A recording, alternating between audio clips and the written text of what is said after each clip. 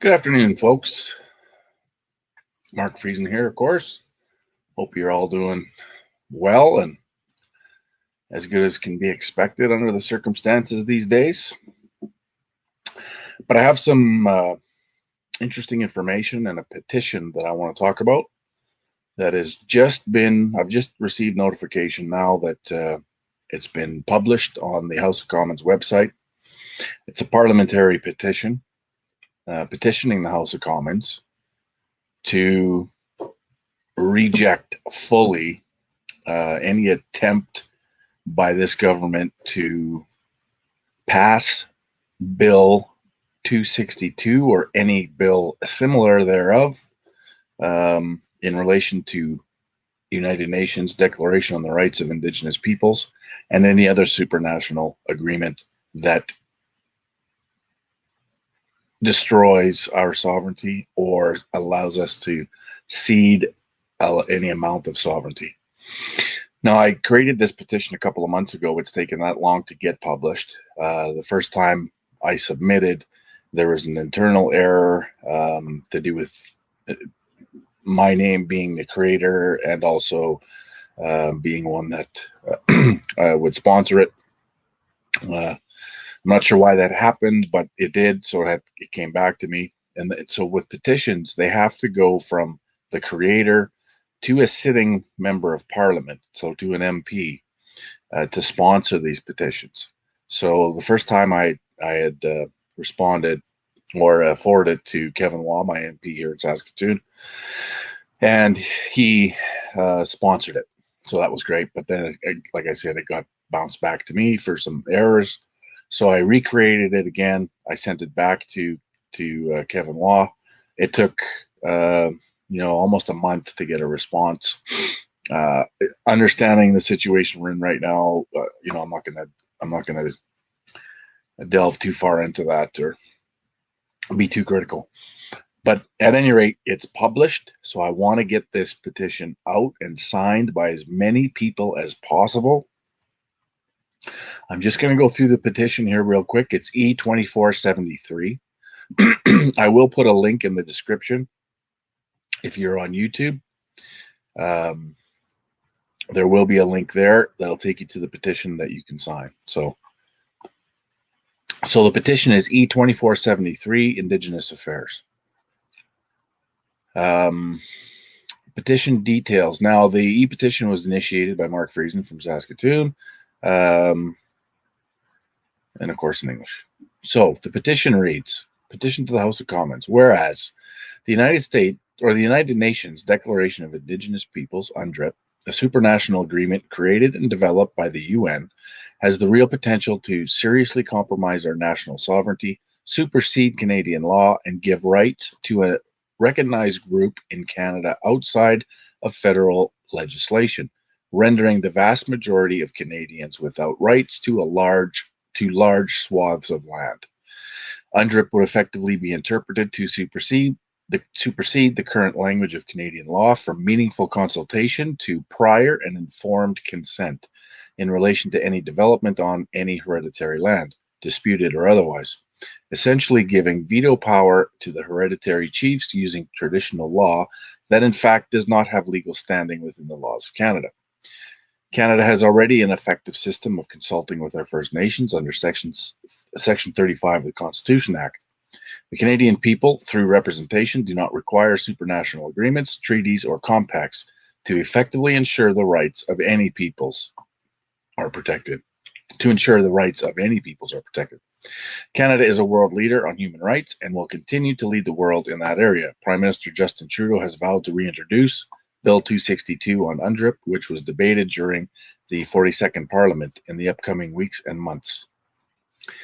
We, the undersigned citizens of Canada, call upon the House of Commons to vote to fully reject any bill similar to C-262 that would accept a supranational agreement that can and will be interpreted as superseding Canadian law, and fully reject any bill similar to C-262 and denounce any and all supranational agreements that negatively affect our Canadian sovereignty. Very simple, very straightforward. So the signatures have now opened as of today at 3:32 Eastern Time. They are closed 1 month from today at the same time. Kevin Waugh is the member of parliament that sponsored this.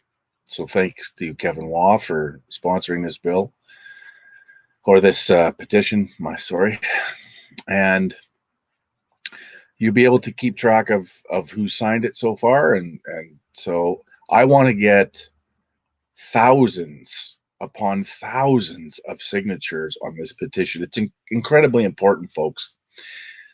Fact of the matter is UNDRIP, as we saw, as we witnessed through this whole blockade thing, that UNDRIP was being used after a provincial premier, and I'm still unsure as to why he thinks he has jurisdiction to sign into provincial legislation a supranational agreement outside of Canadian law to do with Indigenous land rights. It's not his jurisdiction. It's federal jurisdiction. I don't think he was within the law to sign that agreement. But because he did, very shortly after him signing UNDRIP into provincial law in BC is when the Hereditary Chief Society of Wet'suwet'en, not the Wet'suwet'en First Nations, but the Society of Wet'suwet'en, the one that's funded by Soros and Rockefeller, they used UNDRIP to gain leverage.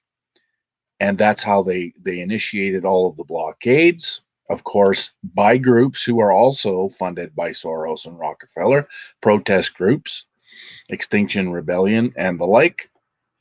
They used all of that based on the language in UNDRIP, essentially giving rights to hereditary chiefs and allowing them to use traditional laws before the quote-unquote colonists and settlers came to Canada,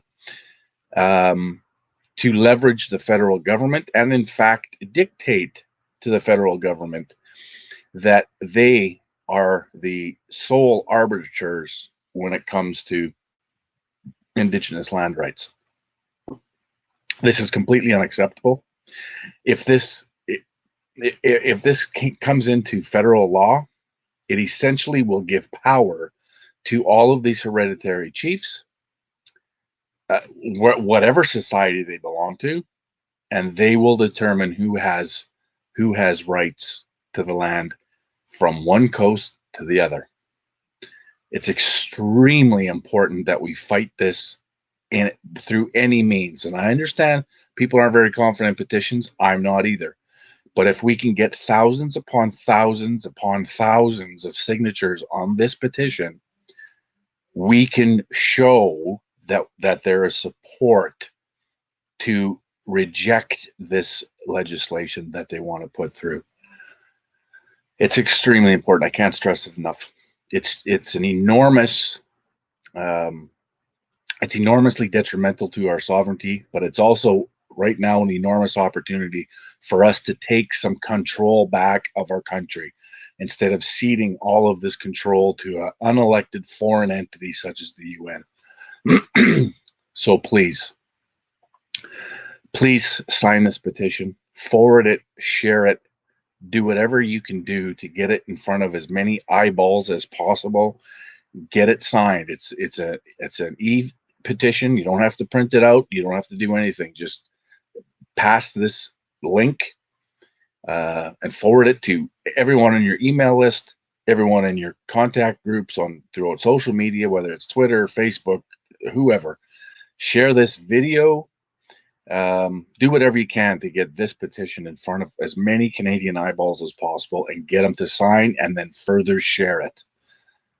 I can't stress how important this is. This is an enormous agreement or bill that's coming down that is representative of many, many others that'll come down associated with the UN and ultimately Sustainable Development Agenda. So again, please, it's extremely important. I know people's attention are on the whole woo-flu. I get it. And it should be, because it's a huge thing. It's also exposing the consequence to globalism and the globalist agenda. So it's important that we talk about it, and we have to deal with it, and we have to get our rights back and all these things. So I get it. But this is an incredibly important piece of legislation that we have to reject. We have to stop it. So please, I beg you, sign it, share it, explain it to folks. It's not hard, do what you have to do to get it out there. That's all I can say. All right. Thanks very much. Time for this section of the debate. The open debate is over, but we continue on our theme of Indigenous affairs. We have a question from an audience member here in Gatineau, Natasha Beatty. Go ahead, Natasha. Good evening. As a member of Beausoleil First Nation, my question is this. If elected, how would your parties work with provinces and territories on recognizing and affirming Indigenous rights, specifically noting the United Nations Declaration on the Rights of Indigenous Peoples, the Truth and Reconciliation Commission's calls to action, and the calls for justice in the recent missing and murdered Indigenous women and girls inquiry? Miigwech. The leaders will all have a chance to answer this question. Thank you, Natasha. Starting with Mr. Scheer. When we're talking about the UN Declaration on the Rights of Indigenous Peoples, we need to remember that when you talk about free, prior, and informed consent, that leaves a great deal of uncertainty about what that means. And there are large numbers of Indigenous communities who want these energy projects to succeed, and we need certainty and clarity around that. All right, we will now go to Ms. May. Natasha Miigwech. It's an extremely important question, and Greens across the country are united in this. We will honor the United Nations Declaration on the Rights of Indigenous People. It must be brought into law in this country, and our existing web of laws and regulations, which were properly described by the inquiry on missing and murdered Indigenous women as constituting structural violence, must be reviewed and brought up to the standard of the United Nations Declaration. We must bring in the recommendations of the inquiry into missing and murdered Indigenous women and girls and the calls to action of the Truth and Reconciliation Commission. It's not a short-term project. It is on us as settler Canadians to bring justice. Monsieur Blanchet. Yes, we also support the Declaration of the United Nations on the Rights of Indigenous People. I do believe, and I've spent the most beautiful moments of this campaign with people from the First Nations.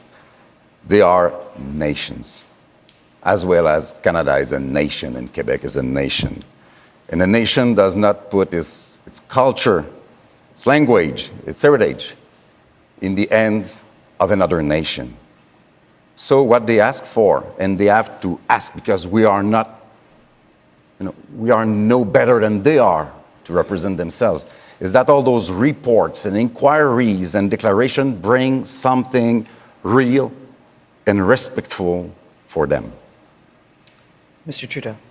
Thank you, Natasha, for your question. We have moved forward on reconciliation in ways that no previous government has been able to, but I am the first to recognize there's much more to do. We lifted 87 long-term boil water advisories, and we are on track to lifting the 50 more, but we're continuing to invest in communities. On the issue of child and family services, we recognize the tribunal's ruling that says that children need to be compensated, and we will be compensating them. But we've also moved forward to end the tragedies by moving forward on legislation that keeps kids in care in their communities with their language, with their culture. We also want to move forward with Grassy Narrows with the community on a treatment centre, and money is not the objection to investing in what they need in that treatment centre. Thank you, Ms. Bernier. No other leader is ready to build a new relationship with our First Nation. They all support the status quo. But the system is broken. We still have extreme poverty on reserve.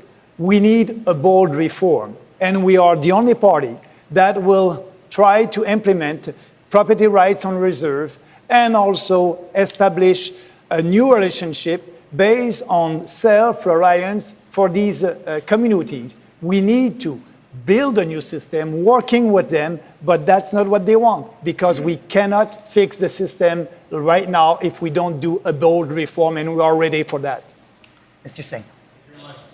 Thank you so much for your question. Really, it's a matter of respect and dignity. All of the issues that you've raised come down to that basic question of respect and dignity. And one of the first things we would do, we wouldn't take Indigenous kids to court and challenge a decision that says they were willfully and recklessly discriminated against. We wouldn't do that. We would immediately address issues of justice. That means implementing all the recommendations from the reports that are so powerful and have a guideline towards solving the problems. We'd make sure there's clean drinking water. I don't accept any excuses why we can't in 2019. We'd make sure that we implement clean housing, good quality housing, and education and welfare services. We can do these things.